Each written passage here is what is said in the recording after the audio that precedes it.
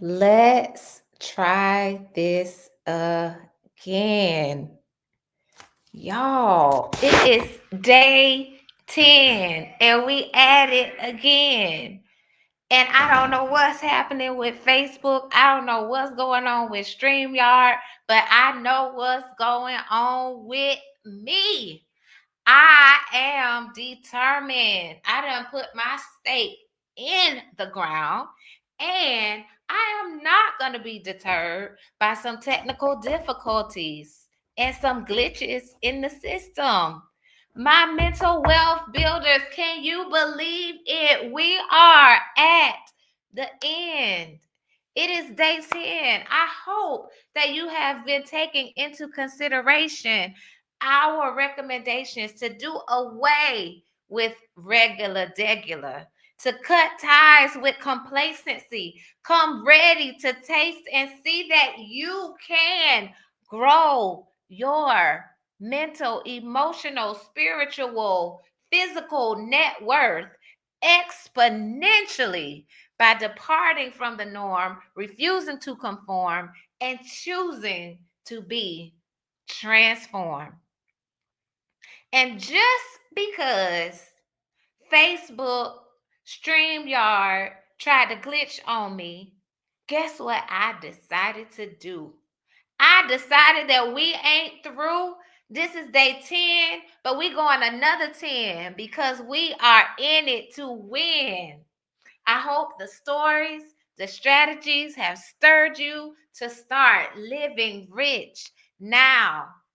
Quit waiting until there's a certain amount in your bank account to make each day count.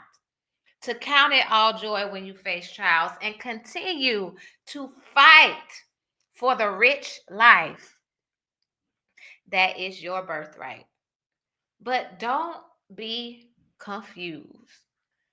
We used to say, don't get it twisted. Don't be misled. This transformation that we are seeking does not happen overnight. Some things are not going to come without a fight.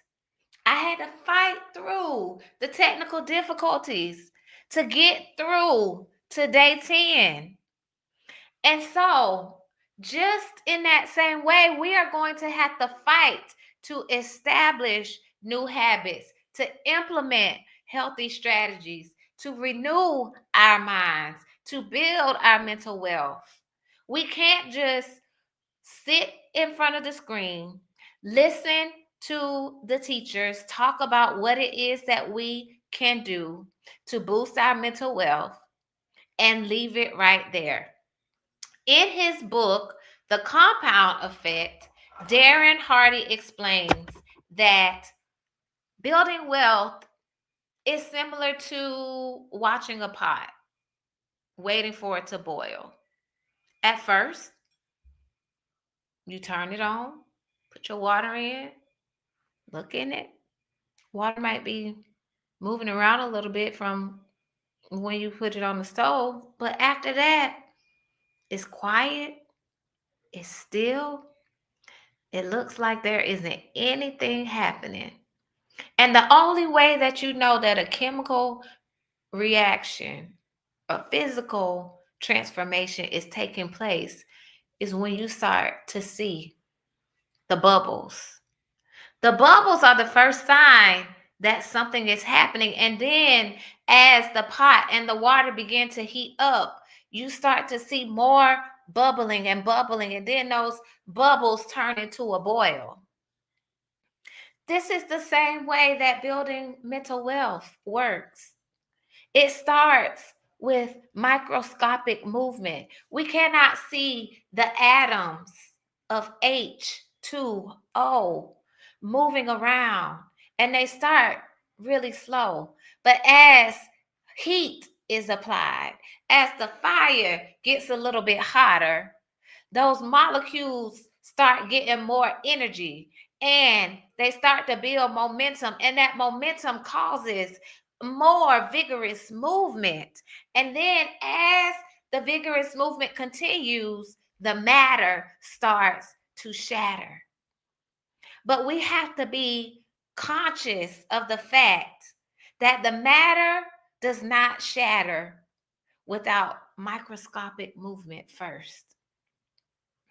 Darren Hardy explains with this formula: small, smart choices plus consistency plus time equals a radical difference.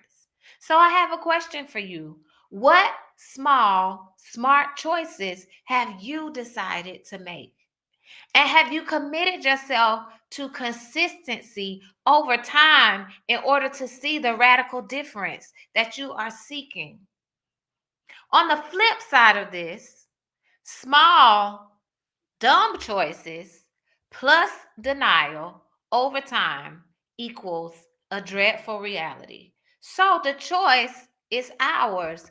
Do we want to experience the compound effect of microscopic movement going to momentum and then to matter shattering, the boiling over of wealth into our life? Do we?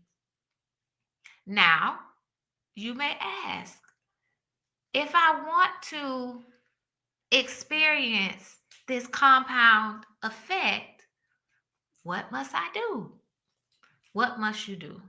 Well, I'm going to outline for you 3 potential choices, and I'm going to let you decide which do you want to do. Okay? So the first choice is insanity. We have heard over and over again that insanity is doing the same thing over and over and expecting a different result. So you already know what doing what you've been doing is going to get you because you're living in that reality right now. And if you're satisfied with that, continue with choice 1, insanity. Then there's stupidity. Now, stupidity is doing the same thing over and over without even realizing maybe that that's what you're doing and being clueless about the potential results. So you just out here doing anything, any old kind of way, and not even being cognizant of the results that you expect. And then there's consistency. It's doing the same smart thing over and over in the same way, with the same amount of passion, with the same amount of dedication until you get a different result. That's what the compound effect is all about. And so we tell ourselves, I'm going to make these changes. I'm going to feel better. I'm going to live better. And we try to lean into consistency, but it's not as easy as willpower. Willpower is not the power that we need in order to keep consistently up with our routines. And I am someone who lives in this tension of wanting to do better and wanting to feel better and wanting to alleviate anxiety and wanting to stay out of depression, but also struggling to put all the pieces together. And I remember suffering with panic attacks secretly for a long time. Nobody necessarily has to know when your chest feels like it's about to pound out of your body, when you feel like you're about to go crazy, like you're losing touch with reality, like your breath is going to escape from you and never return, like a fog is descending over your thoughts and you just can't seem to emerge from it. Nobody has to know that you have no idea why this is happening to you and you're ashamed to tell the truth about it. Nobody has to know. But that gets tiring. It gets wearying. It wears you down when you're having panic attack after panic attack after panic attack, and you can't seem to figure out what to do about it. And so my journey has been about establishing strategies that I know will work for me and continuing them over and over again. And if I fall off from practicing those things, there's a panic attack. And I say, oh, let me do an inventory and see, have I been consistent with my cold showers? Have I been consistent with my journaling? Have I been consistent with my prayer and meditation? Have I been consistent with my exercise? See, I got a whole, remember I told y'all about my drawer or my box of fret knot? If I neglect that drawer of fret knot and I don't keep it stocked up, here come the panic attacks. So I have received encouragement and guidance from my friend, Mr. James Clear, who wrote the book Atomic Habits. He's not really my friend, but his words have been a friend to me. And he introduced me to the concept of implementation intention, which means that I'm going to pair an action with something that's already familiar that I'm already doing. And this is called habit stacking. This is called habit stacking. Habit stacking is when you're already doing something and then you decide, I want to do this new thing. So I'm going to hook this new thing to the train of my old thing that I'm already doing and let that old thing pull my new thing along with it. For example, if I want to start taking cold showers, well, I shower every day. So why don't I turn the shower to cold first before I take my warm shower? So I'm not having to work too hard to implement that strategy. What about if I want to implement a journaling practice? I already set my alarm on my phone every evening. So if I'm going to be on my phone to set the alarm or check my email, I'm going to set an alert to open up my notes page and jot down 4 things that I'm grateful for every day.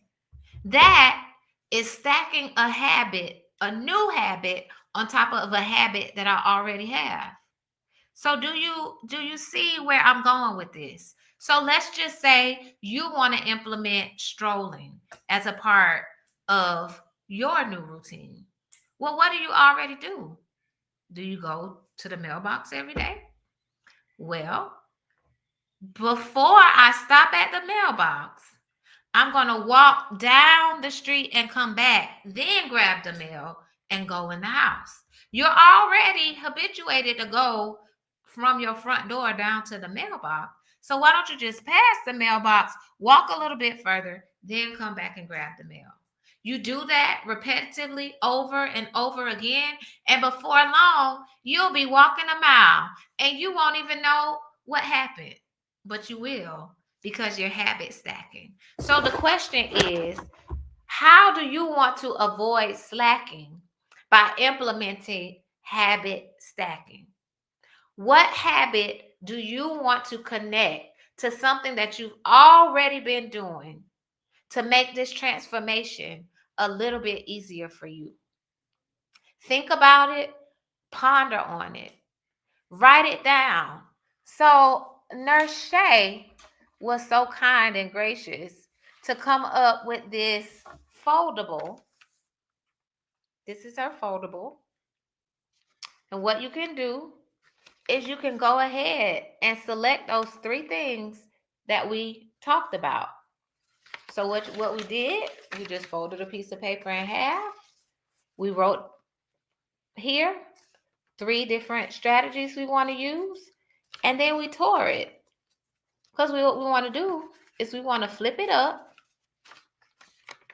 and we want to write down which habit we already have established, and then we want to write down how we're going to integrate this new habit and attach it to the old habit that we already have. Now, if you do this and you're consistent with it, you are guaranteed results. Darren Hardy's compound effect plus James Clear's habit stacking is your strategy for consistency that's going to build the wealth that you've been seeking. And guess what? I'm not going to leave you to think about this, to figure out this, to accept this challenge on your own. We are going to be continuing our transformation experience. How about instead of 10 days, we're going to go 21 days because it takes, according to some scientists, 21 days to establish a habit. So I want you to pick that habit, and we will be back with you really soon with more encouragement, with more inspiration, more strategy, more science, more spiritual enrichment and enlightenment to help you live rich now. Thank you so much for joining us. Can't wait to see you soon.